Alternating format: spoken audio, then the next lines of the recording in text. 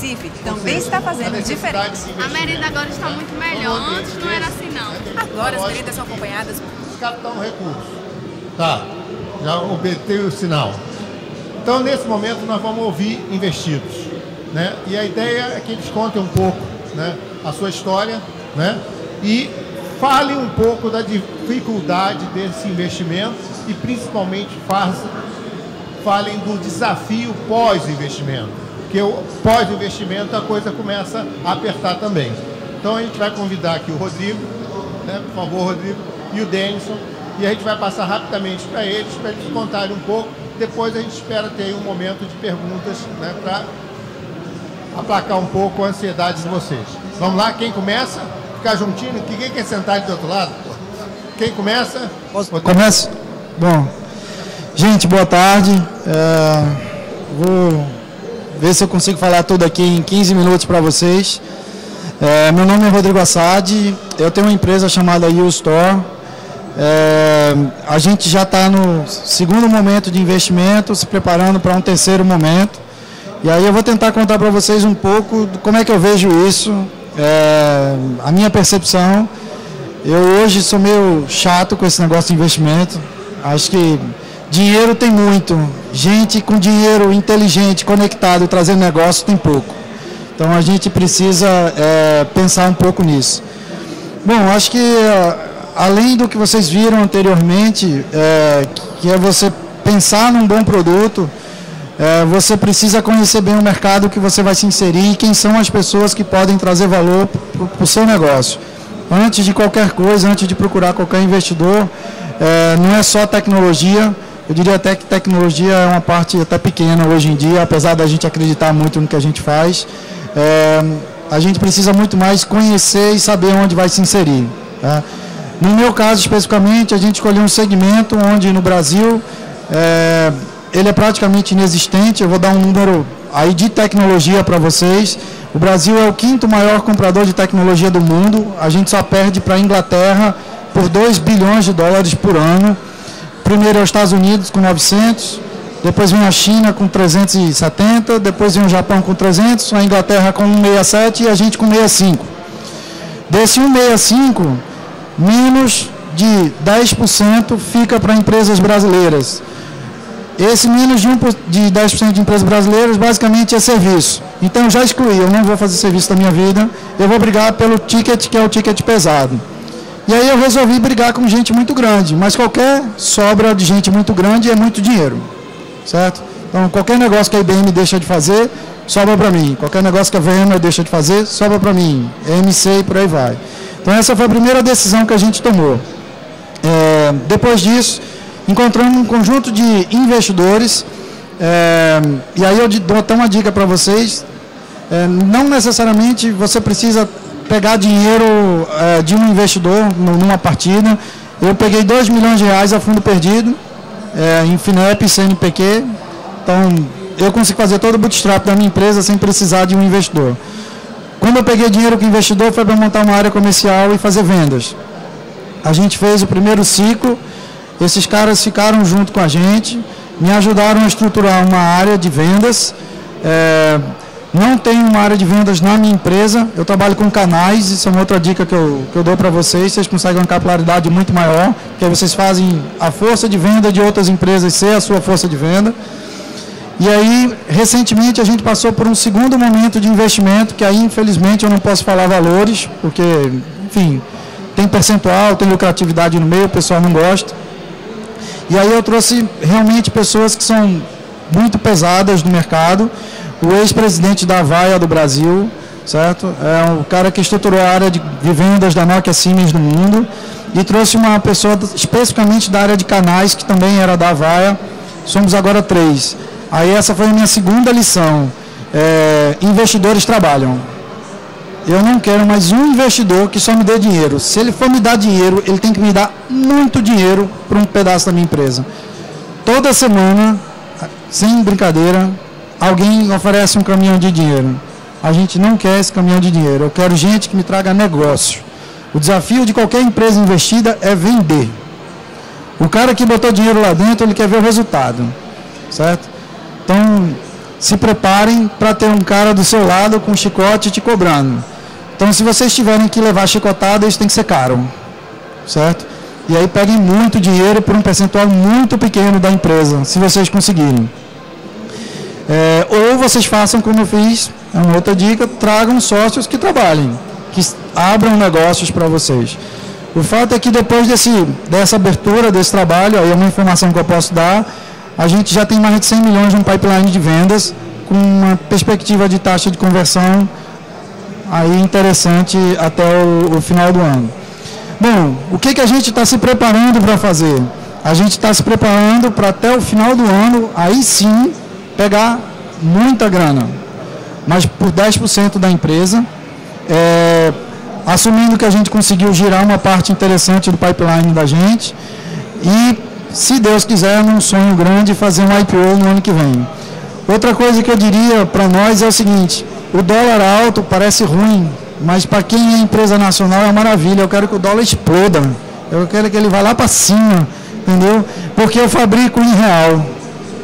Eu não tenho que enviar dividendo para fora numa taxa de obrigatória. Não sei se vocês viram, passou notícia ontem, a Apple tem mais de 220 bilhões de dólares fora precisando ser repatriado e eles não conseguem fazer.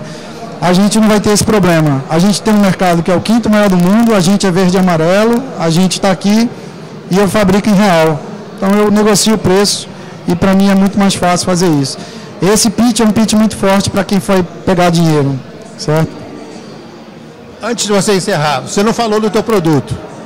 E mais ainda, sua captação vai ser lá fora? Tá. Bom, eu não gosto de falar do meu produto, que parece um sonho. Vocês vão dizer assim, agora é um maluco falando aqui. O meu produto, ele vem... A gente começou a fazer ele em 2007. Não sou tão velho quanto o Domingos ali não, mas comecei a fazer em 2007 o meu produto. E aí eu criei um Cloud Storage, igual o Google tem o Google File System, igual a Amazon tem o Amazon S3. Em cima desse Cloud Storage, a gente começou a criar ofertas de backup muito barato. Porque eu acho que o dólar para mim não é problema. O gigabyte para mim custa 0,015 centavos de real, aqui no Brasil. O gigabyte na Amazon, fora o link internet que você tem que pagar, custa 7 centavos de dólar. Então, qualquer coisa entre 24 centavos de real e 0,015, eu estou bem. Se você for pegar agora todas as questões regulatórias, para do Marco Civil da internet e outras coisas, eu me tornei um excelente produto nacional. E aí eu comecei a ter muito apoio em cima desse produto. Depois disso, então eu resolvi brigar no mundo de Cloud Storage. Aí resolvi brigar com a Amazon e com o Google. Não tinha pouca coisa para fazer da vida. Aí depois a gente resolveu, eu vi o mercado do VMware. Aí se for o caso do Joeldo, pode dizer o ticket de VMware dele lá na Nassau, mas é uma conta cara pra caralho. Aí eu disse, quer saber, eu vou fazer um orquestrador nacional. E aí eu escrevi a porra do orquestrador. Então eu tenho um produto para bater de frente com o vCloud e com o vSphere com as mesmas funcionalidades, exceto uma que é um truque que a VMware colocou para ganhar em licitação. Mas fora isso, a gente tem esse produto. Quando veio o Snowden, e aí pelos acessos que eu tinha, por trabalhar na área de segurança, eu acabei assinando um contrato, e o meu maior marketing hoje é o data center do Exército é meu. Então, o produto verde e amarelo que resolveu a resposta do governo brasileiro é o meu produto. Aí o general olhou para mim e fez, cara, vê só, fecha o ciclo e me entrega um serviço de e-mail. Eu quero igual o Gmail. Aí eu peguei, aí nesse caso, um software livre, eu não fiz from scratch, e adaptei software livre. Quando eu terminei de fazer software livre, o general olhou para mim e fez, Rodrigo, só um negocinho. Eu disse, diga, general. Ele fez, agora eu quero um comunicador.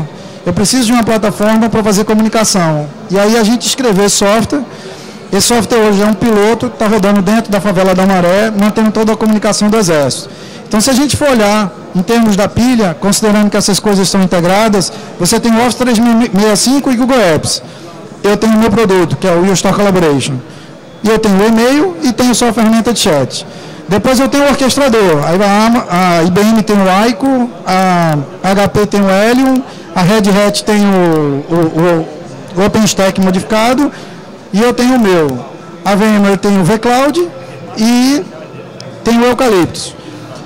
Bom, o preço quem dita sou eu. Então, toda concorrência que eu entro, o que eu faço? Eu já fiz um estudo de mercado, tem o preço dos caras, eu entro com 20%. Por que eu não entro com menos?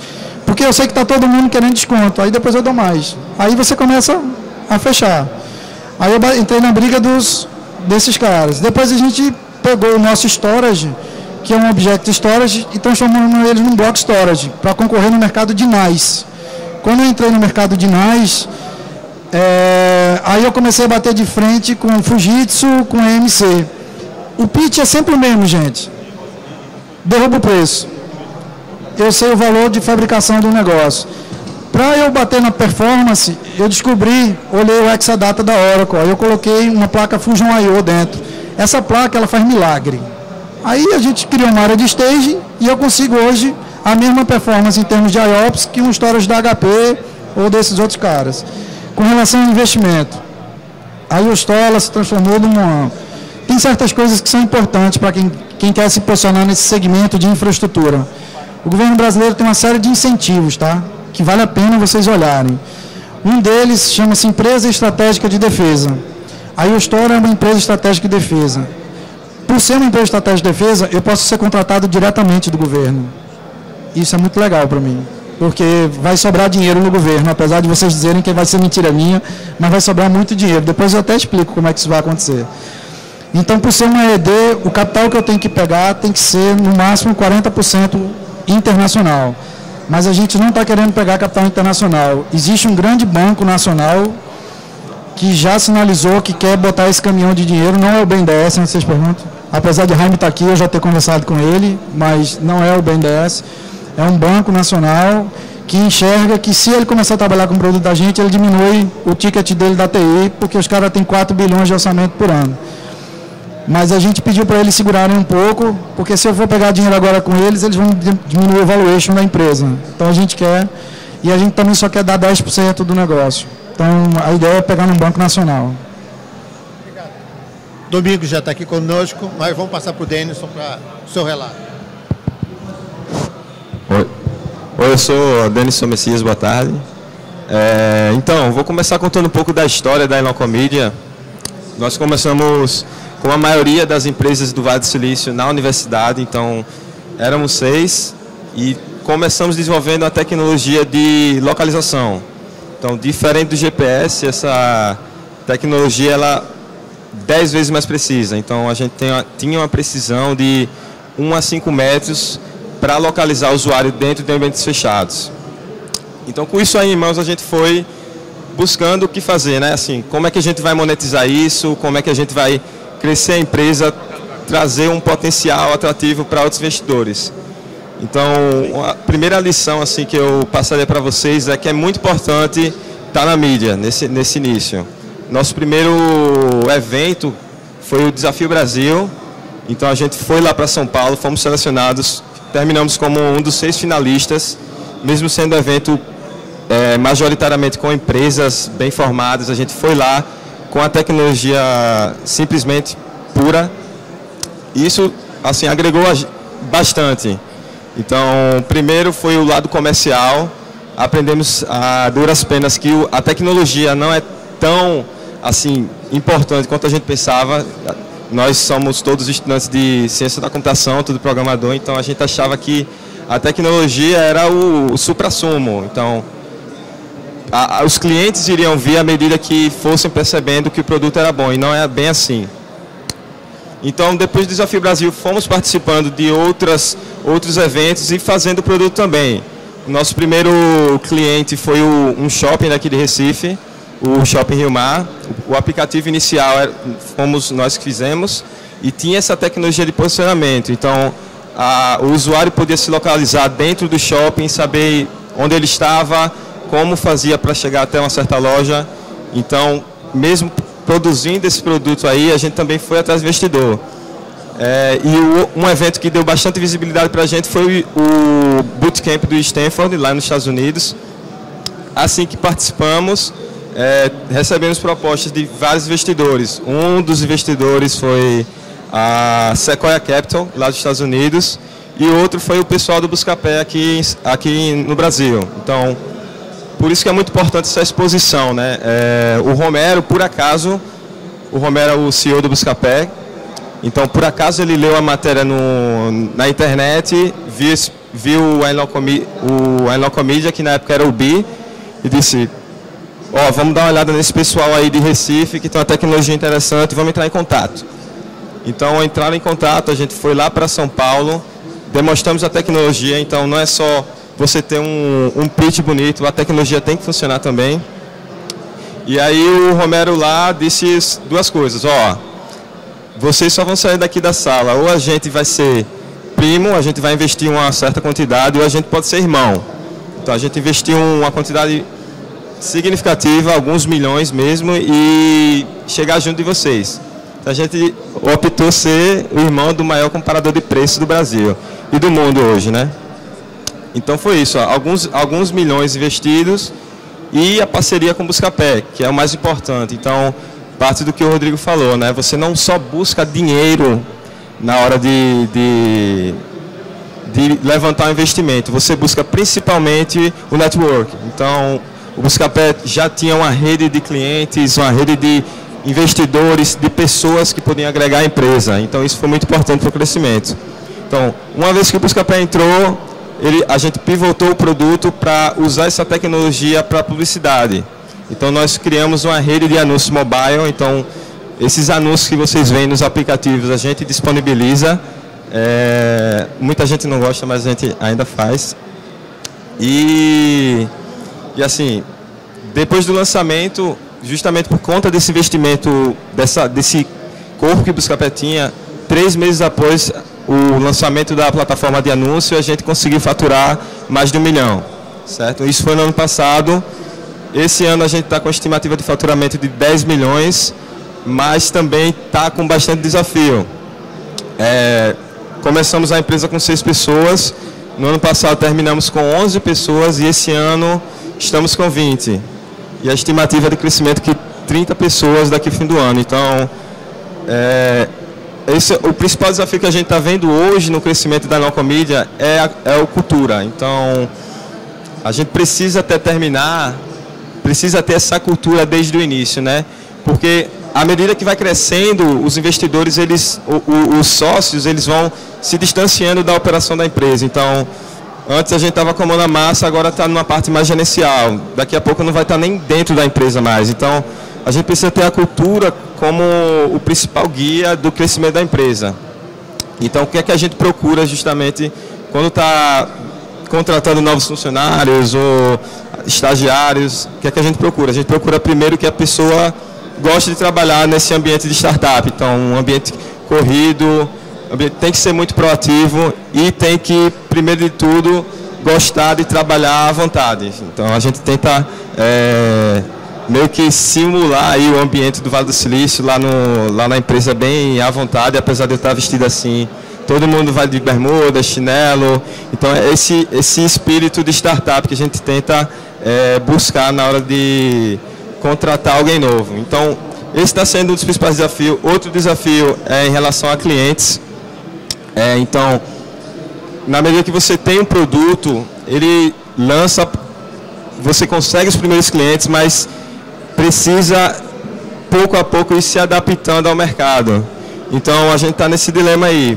Tem vários produtos novos que a gente quer lançar, quer buscar novos mercados, mas também tem que manter os clientes atuais e meio que ir evoluindo o produto que tem hoje. Então, assim, o produto inicial nunca vai ser aquele mesmo. Você sempre vai passar por mudanças e é isso. Assim, você tem que estar sempre iterando e buscando melhorar o produto baseado no feedback do mercado. Bem, assim, em relação à empresa, é mais isso mesmo.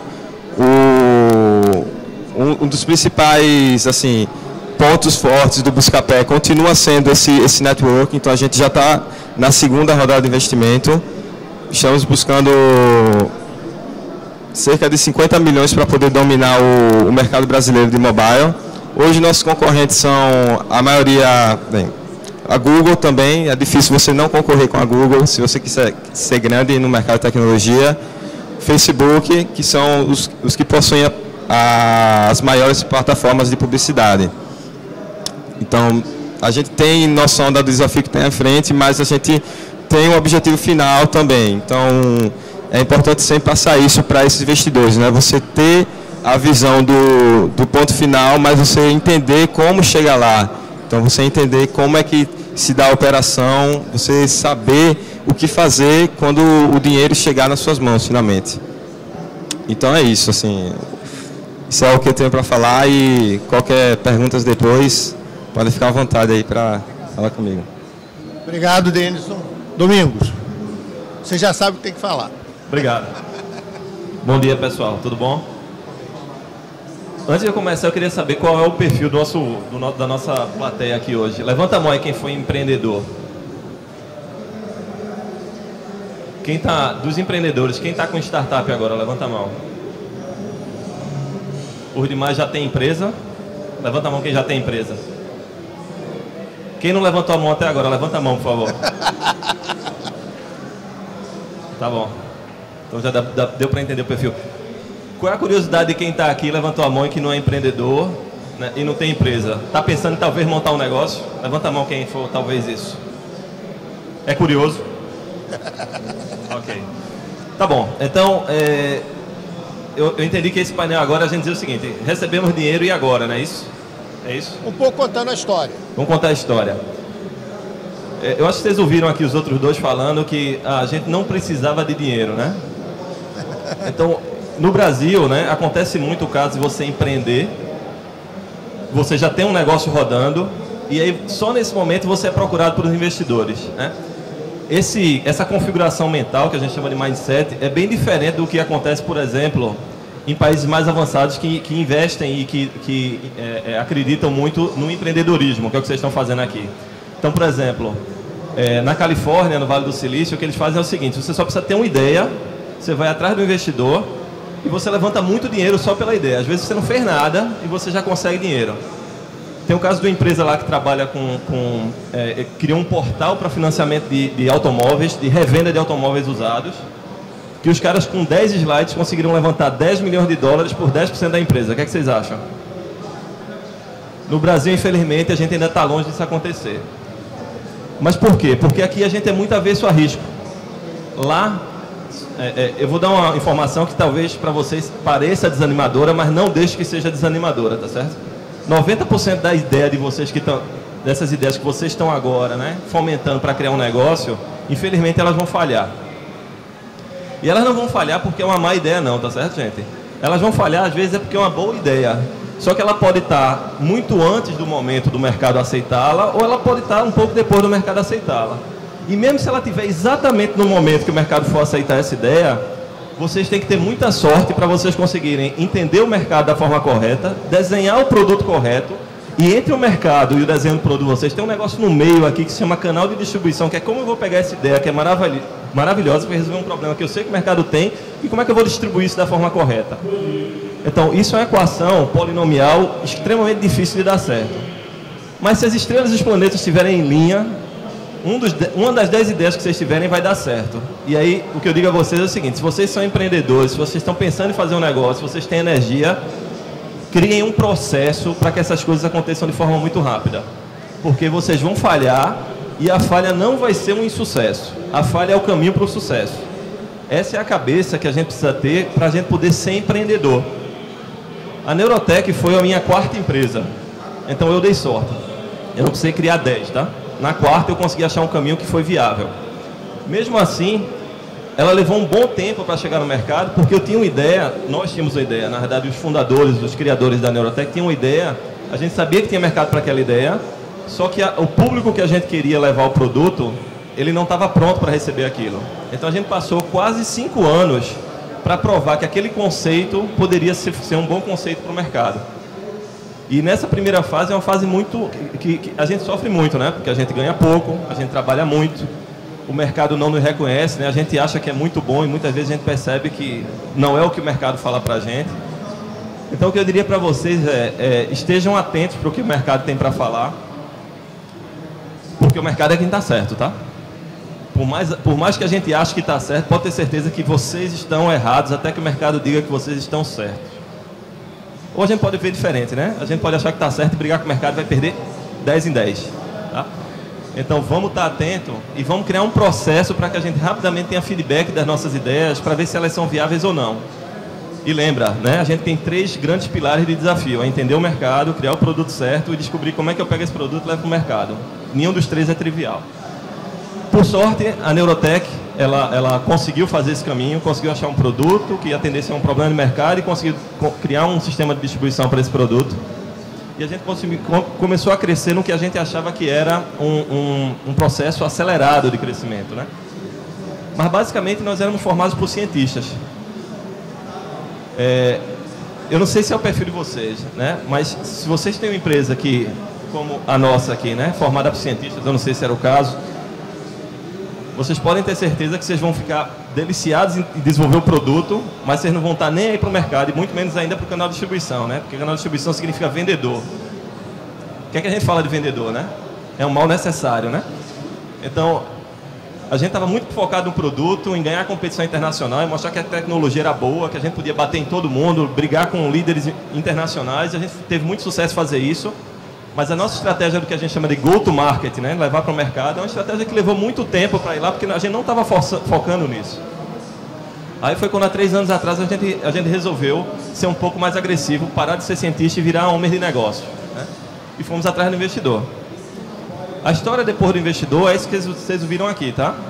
Então, não achem, se vocês acham que trabalham muito, ganham pouco e que a vida é difícil, podem ter certeza que com o investidor vai ser muito pior.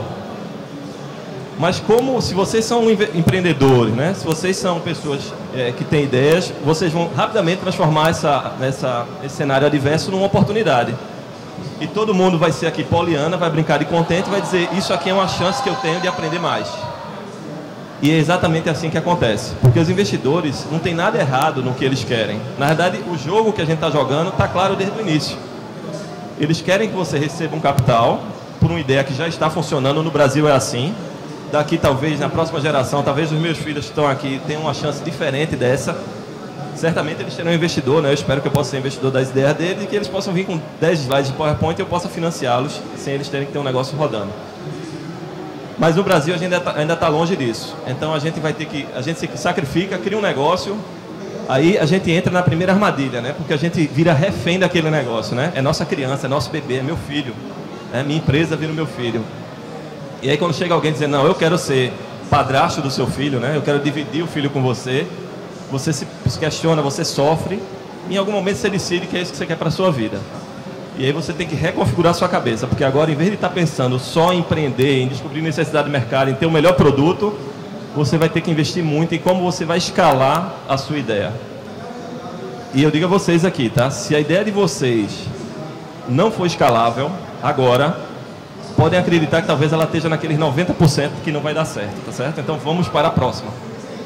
Porque qualquer ideia para ela crescer e para você conseguir criar um negócio que vai ter visibilidade pelo investidor, um negócio que você vai poder criar riqueza para você, para o investidor, para a sua empresa e para a comunidade que lhe cerca, ela tem que ser escalável. E não é fácil ter uma ideia que seja escalável, tá certo? Então se questionem. E mais ainda, conversem com pessoas que não entendam nada do negócio de vocês, tá? Porque a diversidade nesse sentido é que vai ajudar muito a vocês a fazer o negócio dar certo ou não. Então, se você está conversando com o seu sócio todo dia, pode ter certeza que nesse rapport aqui vocês vão achar que estão fazendo tudo certo, que tem o melhor produto, tem a melhor ideia, que é escalável pra caramba. Mas discutam com pessoas que não estão no dia a dia de vocês, tá? Essas pessoas vão ajudar vocês, de uma forma crítica, a dizer se isso é escalável ou não, se a ideia é boa ou não. Então a dica que eu tenho para vocês é, não fiquem só no ambiente que vocês estão discutindo a ideia agora. Conversem com outras pessoas para ter certeza que o que vocês estão fazendo é bom ou não. E melhor ainda, não aceitem um não, a sua ideia não é boa na primeira rodada. Por quê? Porque se vocês têm uma ideia e as pessoas acham que ela não é boa, existem 2 chances, tá certo? Existe uma chance de ela dar errado ou ela dar certo. E são as ideias que você tem, que as pessoas que acham que não são boas, que dão certo, que criam a disrupção. Quem aqui ia acreditar em Steve Jobs que um negócio chamado tablet ia ser um killer de venda? Quando ele criou aquele negócio, todo mundo dizia, isso é ridículo, cara. Quem vai precisar de um negócio desse? O cara já tem um computador, o cara agora já tem um telefone. Isso não faz sentido nenhum. Então, a discordância das novas ideias não significa que as ideias são ruins. Significa que as ideias ou são muito ruins, ou são talvez disruptivas. E são essas ideias de discordâncias que são disruptivas que fazem toda a diferença num negócio de alto crescimento, tá? Um negócio escalável. Ah, mas se eu tiver uma ideia que todo mundo concordar, talvez seja uma oportunidade legal, talvez seja um ganho incremental, talvez seja uma solução e um produto que possa significar algo incremental, que possa gerar dinheiro, possa gerar capital, possa gerar riqueza. Mas não necessariamente vai ser um negócio de crescimento explosivo. No final do dia, o recado para vocês é, independente se a ideia de vocês são excelentes, são boas ou são talvez ruins ou muito ruins, o menos importante saber se essa ideia é boa ou ruim é testar a ideia muito rápido. Eu estava num treinamento há 2 semanas atrás, numa universidade, que eles tiveram uma ideia lá que foi classificada como a ideia mais ridícula de negócio do mundo, recebeu milhões de dólares de investimento, e a ideia era muito simples, era o seguinte, ó, o cara criou uma plataforma para que você navegasse na internet recebendo dinheiro por isso. Não sei se vocês lembram disso. Isso existiu, acho, talvez há 10 ou 15 anos atrás. Por quê? A ideia desses caras era, se as pessoas navegarem na internet, a gente vai colocar publicidade nessas pessoas e a gente vai conseguir fazer com que elas comprem mais. Então, eu vou pagar para as pessoas navegarem. Apesar do conceito, né, e da conexão parecer fazer sentido, investidores terem colocado dinheiro nisso, o humano ele é muito sabido. E o humano ele queria ganhar dinheiro. Então, rapidamente, eles criaram robôs para ficar se fingindo que estavam navegando. E esse negócio foi classificado como a pior ideia de negócio do mundo. Mas que todo mundo achou que fazia muito sentido na época e se investiu capital nisso. Então, o não consenso, às vezes, leva a gente para ideias disruptivas. O consenso nem sempre ele está certo, tá? Como sempre, pode estar certo ou pode estar errado. Então, só fiz esse resumo, pessoal, para tentar ajudar um pouco vocês que estão empreendendo agora e que estão pensando em fazer negócio. E quem quiser conversar, eu estou à disposição para conversar, para vocês terem uma cabeça que seja muito crítica, né? Mas é muito difícil a gente ser crítico com nós mesmos. Então, tenham pessoas ao redor de vocês para ajudarem nessa questão da análise crítica. E se todo mundo concordar, ótimo. Sejam rápidos, porque talvez a ideia seja excelente. Se todo mundo discordar, talvez vocês tenham aqui uma ideia excelente também. Talvez seja só um negócio que não vai fazer sentido nenhum. No caso da Neurotech foi um pouco disso. A gente tinha uma ideia que era um produto, a gente criou uma solução de análise de risco para análise de crédito para bancos, financeiras e empresas do tipo. Só que a gente entrou no mercado que há 20 anos já fazia isso, análise estatística para risco de crédito. E a gente chegou a dizer, não, mas a gente tem uma tecnologia que é melhor, né? A gente tem uma plataforma, a gente usa inteligência artificial, a gente faz diferente. E aí a gente levou muito tempo para descobrir que o mercado não estava nem aí para a tecnologia.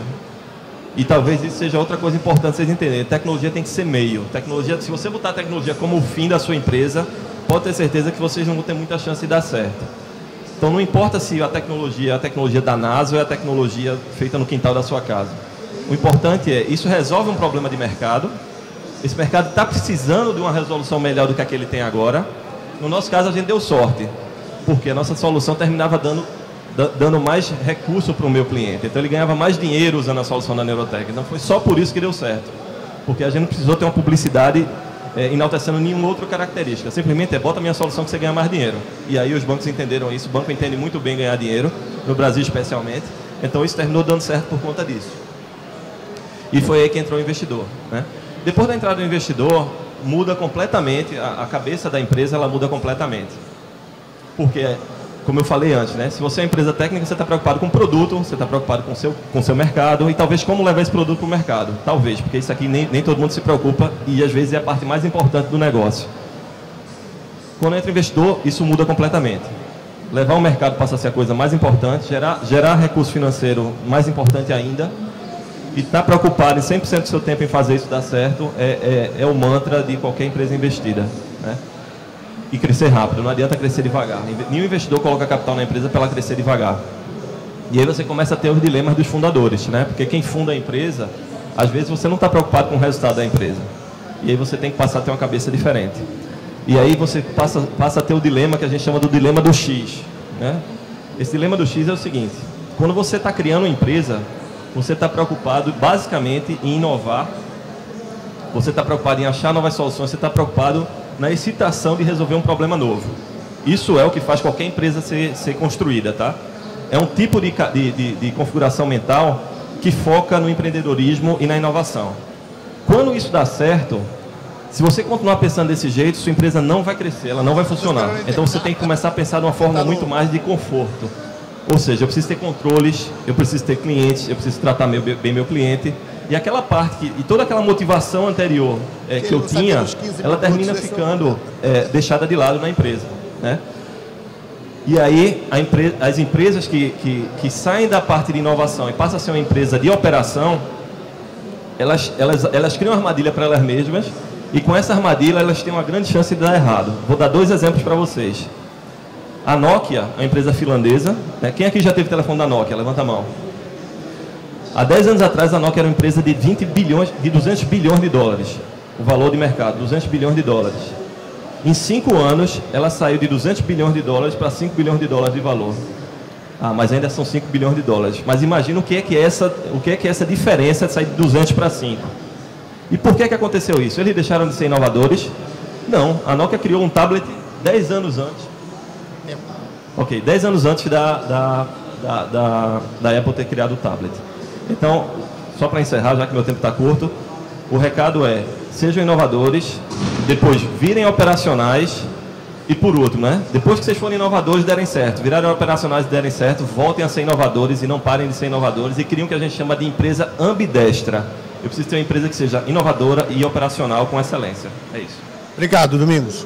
Domingos não sabia dos 15 minutos, então ele acabou extrapolando, mas a gente queria aproveitar esse momento, primeiro ao agradecer ao Rodrigo, Domingos, Denison, né, a contribuição. Eu acho que isso põe um monte de minhocas novas na cabeça, principalmente da turma que está em startup, mas eu queria abrir aqui algumas perguntas para a gente fechar o nosso painel.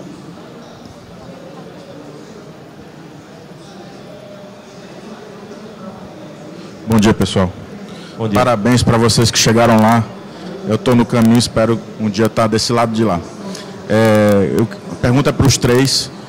Acho que todos aqui devem... Eu cheguei um pouquinho depois que começou, mas deu para perceber que, pelo menos você disse que teve 3 empresas antes, né?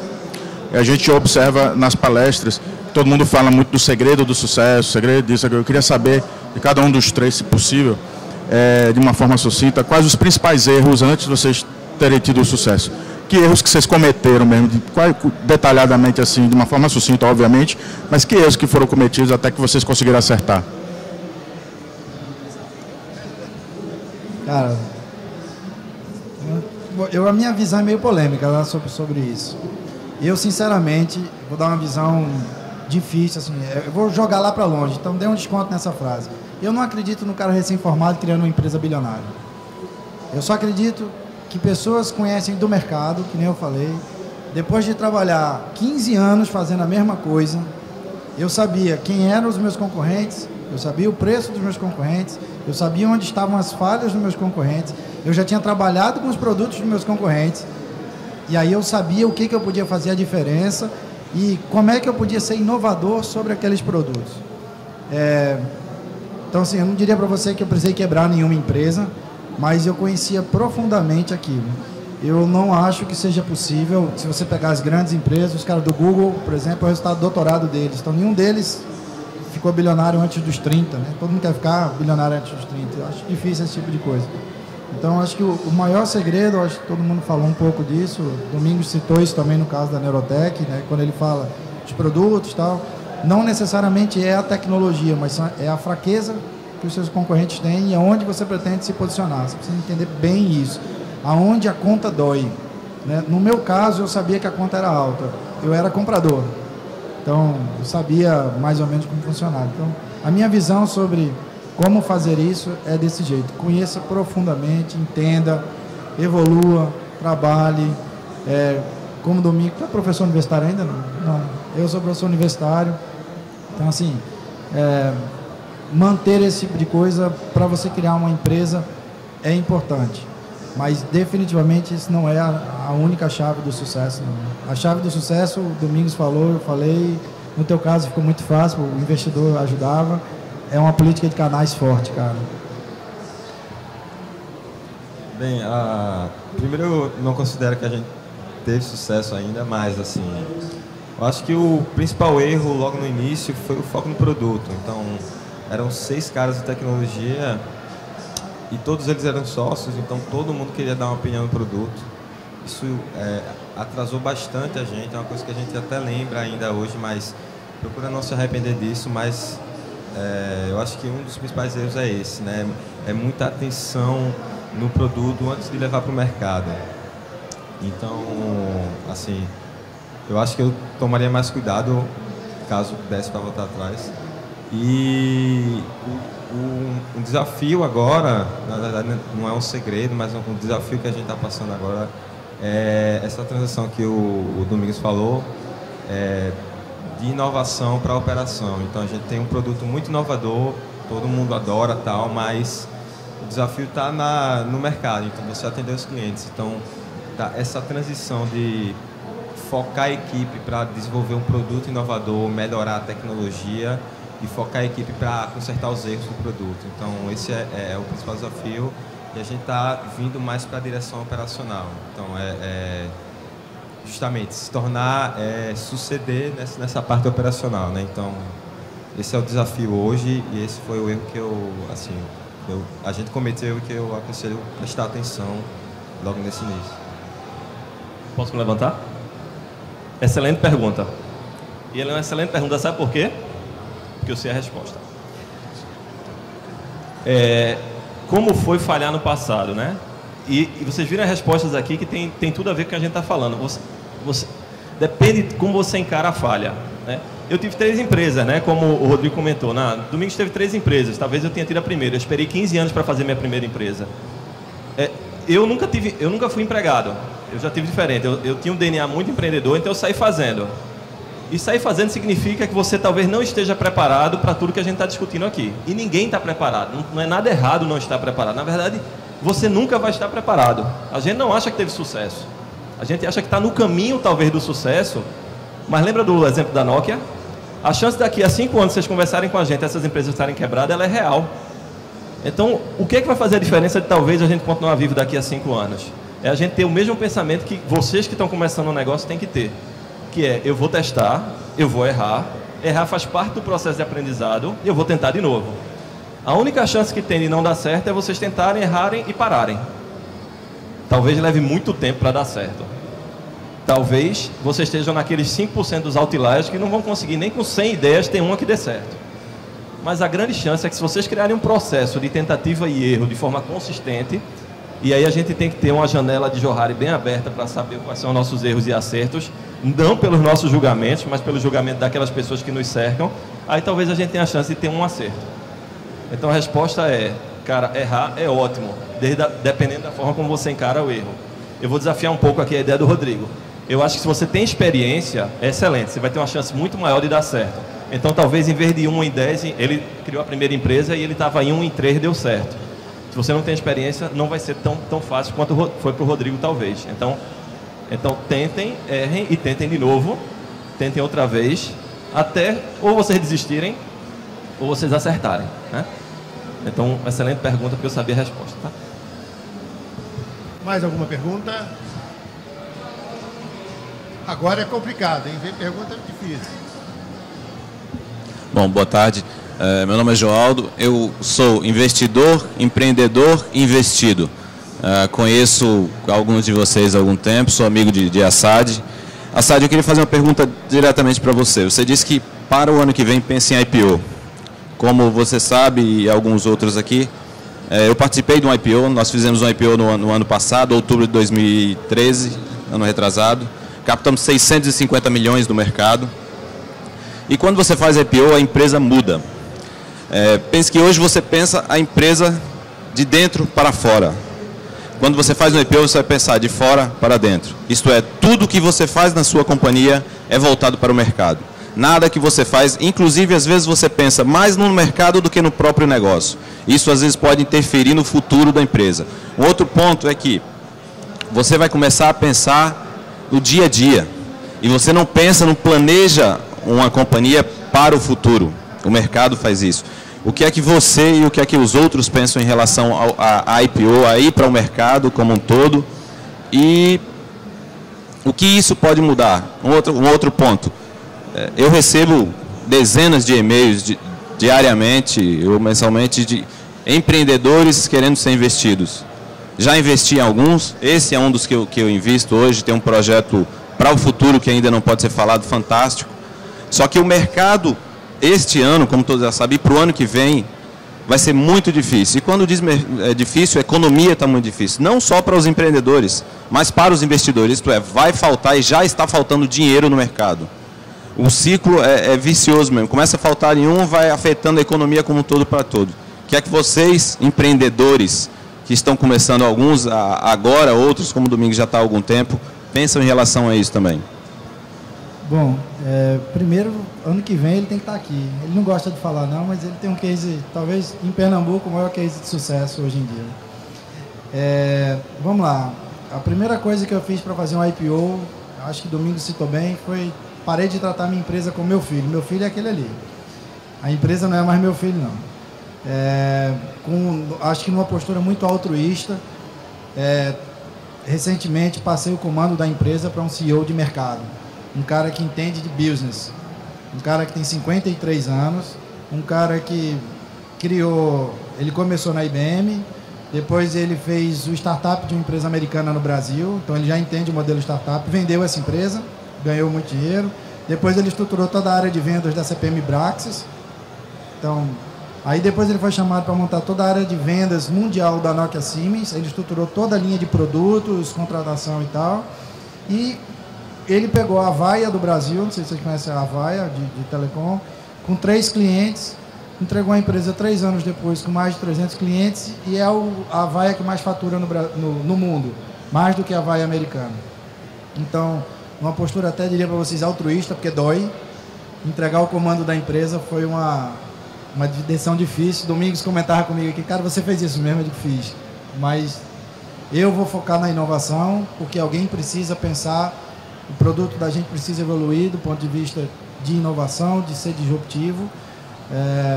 Ele vai tocar muito a área de preparação para isso que você está falando. Ele é um cara que tem a base em São Paulo, não é em Recife que a gente vai fazer isso. Ele mora em São Paulo, ele está do lado dos grandes investidores, tem conversado, temos agora amigos em comum, tivemos com 3G um dia desse. Então, ele está conversando com esse pessoal. Aí a gente trouxe uma outra pessoa para estruturar a área de canais, porque eu só vou captar dinheiro se eu tiver venda. Não adianta ter só pipeline, você tem que ter venda. Então você precisa estruturar isso no Brasil inteiro e com planejamento para fora. Então, do ponto de vista organizacional, é isso. A gente pensou realmente nesse problema. A minha solução foi sair da frente, eu fracassaria. Não quis nem entrar na briga. Domingos falou, não, arrisque. Não, eu não quis arriscar, não. Trouxe alguém que eu aposto que ele vai, enfim, vai conseguir sair direito do outro lado no IPO. E aí eu já estou sentindo hoje a pressão muito mais forte do mercado e da entrega, né? A gente tem conseguido conversar com, por exemplo, eu tive conversas muito interessantes com a IBM. E uma coisa que me deixou feliz é o seguinte, eu sou mais barato dentro da IBM do que a IBM. Então é possível que a IBM venda a minha solução. Então a história da dificuldade da inovação e do preço a gente está conseguindo passar, não está sendo fácil. Agora entregar nessa escala vai ser um puta desafio para a gente. A outra pergunta que você fez... O dinheiro do mercado. O dinheiro do mercado. Cara, o que acontece é aquilo que eu estava falando. O Brasil, nesse mercado que eu estou falando, ele é o 5º maior comprador do mundo. Se o Brasil cair 3 posições, ele vai ser o 8º maior comprador do mundo. Ele ainda gasta muito dinheiro com TI na área que eu quero me posicionar. Especificamente, a gente já levantou, e aí é bom ter um sócio agora que tem esses acessos. O pessoal que faz essas pesquisas todas dessas grandes empresas, né? Um desses caras é muito amigo do Nelson, e ele me deu todos os relatórios deles. Então eu comecei a entender os segmentos, por mercado, por não sei o quê. Então o mercado específico da U-Store é um mercado de 42 bilhões de dólares por ano. A gente assumiu uma redução de 30%, que é o que o ticket está para cair, ainda é um mercado grande. A outra coisa interessante é o seguinte, na projeção do PIB nacional, apesar dele estar 0, tendendo a -1, a taxa no meu segmento esse ano ainda é 9%. é mais do que o segmento, mais do que, por exemplo, China e outros países vão crescer. Então, assim, eu estou bom dessas respostas, estou estudando, estou aprendendo, mas, de novo, ter esses números favoráveis, entre aspas, isso também não significa nem faturamento, nem que eu vou ganhar, tá? E, digamos assim, isso significa que eu tenho muito trabalho e que eu vou continuar tomando remédio para dormir. Exatamente. E antiácido, né? Agora o antiácido entrou na conta. Então, mas saber se posicionar, isso é uma coisa interessante. Acho que, espero que, mesmo num cenário ruim, a gente consiga atingir um pedaço desse bolo aí. Bom, deixa eu fazer o segundo dessa vez. Eu acho que a resposta para essa pergunta é o que o Rodrigo falou, business case. Se você tem um business case, uma indústria que estou falando que eu tenho a possibilidade de reduzir 20 bilhões de ineficiência em um mercado, ou 12 bilhões, 30% de 40 bilhões dá 12 bilhões. Se eu tenho a possibilidade de reduzir 12 bilhões de ineficiência no mercado, talvez os investidores queiram falar com você. E eu vou desafiar, quando eu falo desafiar aqui, é no sentido mais challenge, né? Para a gente discutir a ideia. O mercado de investimento, ele está fechado para capital nacional. O meu investidor, ele é uma empresa nacional, mas que ele capta fora do Brasil. Ele está recebendo caminhões de dinheiro para botar dinheiro no Brasil, porque o dólar está quase R$4, né, gente? Então, antes para o cara botar $1, se minha empresa vale, vou chutar aqui, tá? R$1.000, para o cara comprar uma empresa de R$1.000 há 3 anos atrás, ele teria que, sei lá, R$2,50, ele teria que colocar $400. Hoje, para ele comprar minha empresa, ele tem que colocar $250. Então, assim, o investidor de fora, pelo menos é o que eu estou vendo lá, eu tenho um bias, né? Uma tendência aqui. O meu investidor que capta fora do Brasil, ele está com a visão que dentro do Brasil está difícil fazer investimento, mas com capital, vamos lá. Só uma diferença, o investidor estrangeiro, ele apenas investe. A grande maioria, não vamos generalizar, a grande maioria deles coloca o que vocês colocaram, ele só bota o dinheiro, como eu já fiz em várias. Coloca o dinheiro e diz, olha, se cuide, a cada mês aqui eu quero o balanço e final de 3 anos eu quero o meu dinheiro, deixo você viver e eu vou para frente. Então essa é só a diferença. Então, falando de investidores anjos, investidores nacionais, a dificuldade cai. Mas eu concordo plenamente com você, o estrangeiro está pagando, está rindo à toa agora. Não, perfeito. Então só completando, se a gente está com uma empresa pequena, talvez tenha mais dificuldade. Bem, no nosso caso, assim, tem um longo caminho ainda para IPO. A gente não sabe, na verdade, se vai fazer IPO ou se vai ser comprado no meio do caminho. Mas a gente está buscando uma nova rodada de investimento agora e está percebendo isso. Nossos investidores captam dinheiro fora também, está tendo muita oferta. Mas, assim, a gente não posso falar sobre IPO muito bem. Mas sobre crise eu posso falar, sim. Estamos passando por isso. Na verdade, a estimativa de faturamento desse ano era um pouco maior, era de 25 milhões. A gente foi para 10 milhões esse ano.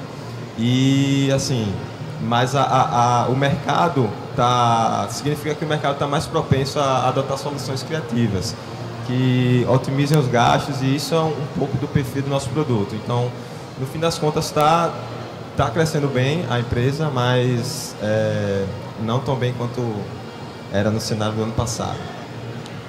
A gente vai ter que encerrar, né? Mas eu queria só também dar uma pitada aqui, né? Eu acho que a gente vinha numa área de abundância que estava beneficiando todo mundo. Agora vamos beneficiar poucos. A verdade é essa, né? Nós não estamos entrando num terremoto, nós estamos entrando numa marola. Tem gente que vai sair bem da marola. E aqui tem casos que vão sair bem da marola, né? Porque na marola você tem que sair por cima da onda, né? E eu acho que tem recurso, como foi colocado, seja nacional, principalmente internacional. Está aí $1 a R$4, mas eu acho que nós estamos falando de empresas que estão atuando em oportunidades de mercado. A palavra que mais se falou aqui foi mercado, né? Nós não estamos falando no ambiente conservador, né, da rotina de fazer mais do mesmo. Nós estamos falando aqui de fazer diferente e cada vez mais num processo incremental. Então, eu acho que essa é a diferença que faz esses empreendimentos, como os que foram colocados aqui, atrativos, né? O investidor quer atratividade, né? Então, eu acho que eu não tenho uma visão tão pessimista da crise de 18 meses que falam por aí, né? Só abrir os jornais, eu ligar a televisão, mas eu acho que são empresas que estão em estratégias de negócio diferentes, por conta disso elas fazem a diferença. Vou agradecer a todo mundo, agradecer a Rodrigo, Domingos e Denison, né, pela contribuição, né, eu acho que foi rico, né, eles falaram de peito aberto, é difícil, né, mas nesse ambiente o pessoal fala mais com o coração do que com a razão, e é fundamental para o aprendizado coletivo de todos vocês. Obrigado e até o próximo painel.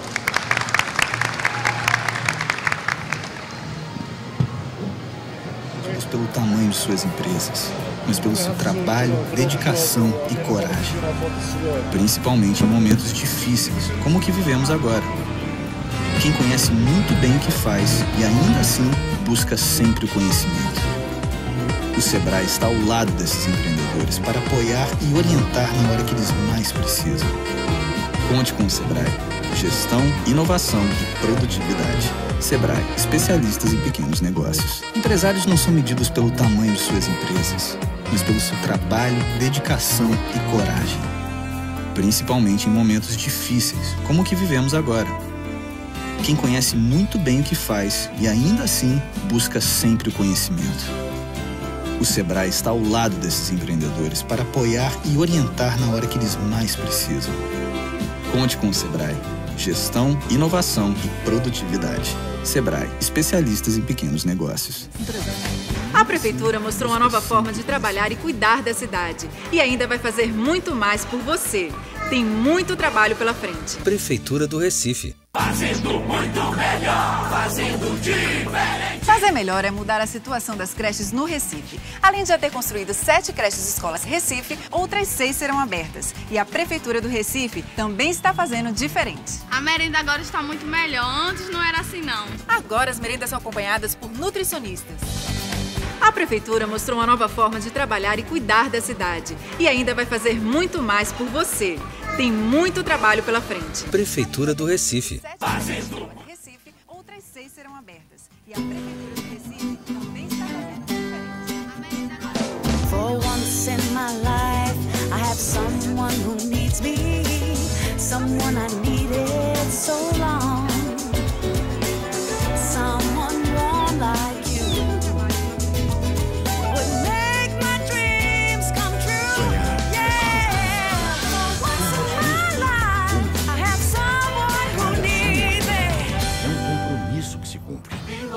O Recife sonhou